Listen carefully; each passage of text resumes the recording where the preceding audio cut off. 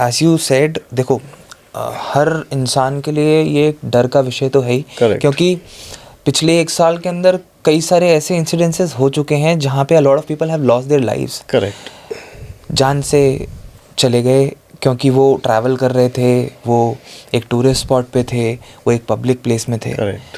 And बार बार जब आप border mention करते हो तो इंडो पाकिस्तान रिलेशंस का सवाल उठता ही उठता है। करेक्ट। इंडिया पाकिस्तान वॉर के बारे में व्हाट इज़ योर टेक?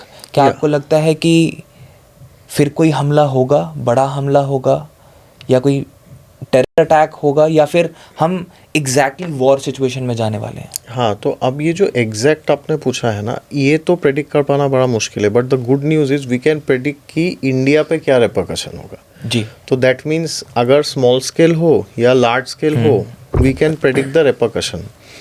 तो माई प्रेडिक्शन इज़ अगर 28 नवंबर के पहले अटैक होता है, या इधर इंडिया अटैक्स या India defence whatever, there is a war like situation like operation Sindoor, तो थोड़ा कैजुअलिटीज़ हो सकता है इंडिया को।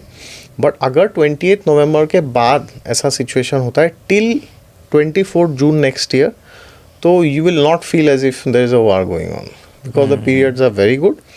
And the best part is last time जब ऑपरेशन सिंदूर हुआ था, that was a very bad period which India had from 13 April to 24 of June.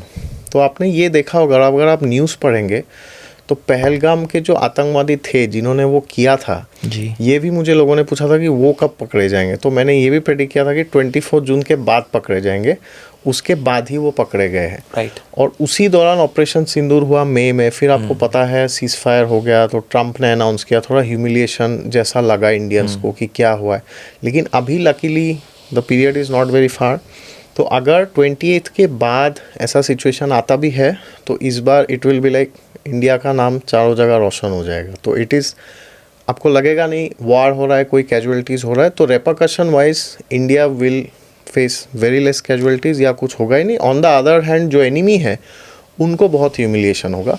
But अगर जैसे अभी 10 दिन है, इस बीच कुछ हो गया तो फिर वो सिमिलर सिचुएशन हो सकता है, फिर से ना ट्विटर जो आजकल एक्स है उस पर बहुत मिस इन्फॉर्मेशन फैलेगा कि हमने रफाइल गिरा दिया, ये कर दिया, वो कर दिया, ऐसा जो गलत चीज़ें हैं ना वो और आएगा। तो थोड़ा प्रिपेयर्ड रहना पड़ेगा as a citizen, we have to be careful. कि मैंने ये भी प्रेडिक्ट किया था कि 28 नवंबर तक इंडिया में, ये मैंने जो हमारा इंडिपेंडेंस डे है 15 अगस्त, उस दिन ये प्रेडिक्ट किया था कि 28 नवंबर तक रिजीम चेंज होने का पॉसिबिलिटी है इंडिया में, दे विल ट्राई।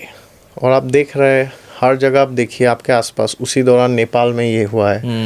और आप एक्स में जाएंगे, जो ट्विटर पहले था, उसमें आपको एवरी अदर डे आप देखेंगे कि लोग टैग कर रहे हैं कि नेपाल का जेंजी जग गया है, इंडिया का कब जगेगा, ऐसे करके आपको दिखेगा, आज भी आपको दिखेगा।